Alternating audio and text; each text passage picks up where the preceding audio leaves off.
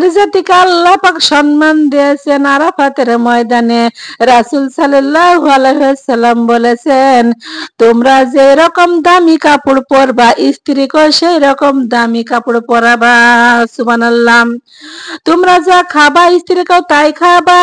হযরত আয়েশা রাদিয়াল্লাহু আনহা বললেন, আল্লাহর নবী সমস্ত দেশের দায়িত্ব পালন করেছেন, করে ঘরের ভিতরে এসে যখন দেখলেন রান্না হতে দেরি হয়েছে, রাসূল সাল্লাল্লাহু আলাইহি ওয়াসাল্লাম বিরক্ত হননি, বরং আমার কাছে বসে রান্নায় আমাকে সহযোগিতা করেছেন। সুবহানাল্লাহ। এই হলো বিশ্ব নবী সাল্লাল্লাহু আলাইহি ওয়াসাল্লামের ঘরের অবস্থা। রাসূলের ঘরে দৌলত ছিল না, কিন্তু মহব্বত ভরা ছিল।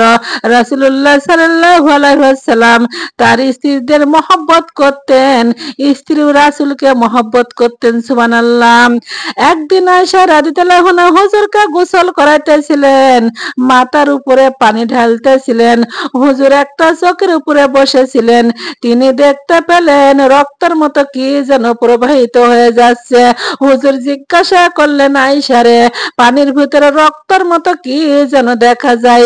আয়েশা রাদিয়াল্লাহু আনহা বললেন, হুজুর, আপনি যখন বসেছিলেন আমার একটা আঙ্গুল পড়েছিল, পায়ের তক্তার নিচে আঙ্গুলটা ফেটে রক্ত বের হচ্ছে।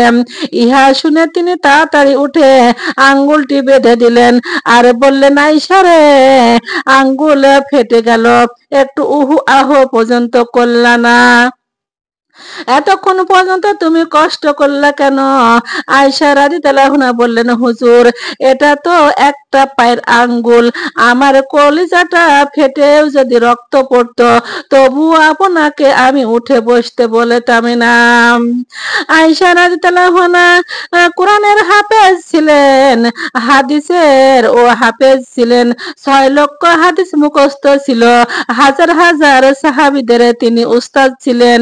মেয়েরা চাকরি করতে পারবে, ব্যবসা করতে পারবে, পড়ালেখা করতে পারবে, কিন্তু পর্দার সাথে করতে হবে। আর আর মেয়ে যখন মা হয়ে যাবে তার মর্যাদা আরো এক ধাপ বেড়ে যাবে। আল্লাহ পাক কুরআন কারিমে বলেছে। সুবহানাল্লাহ।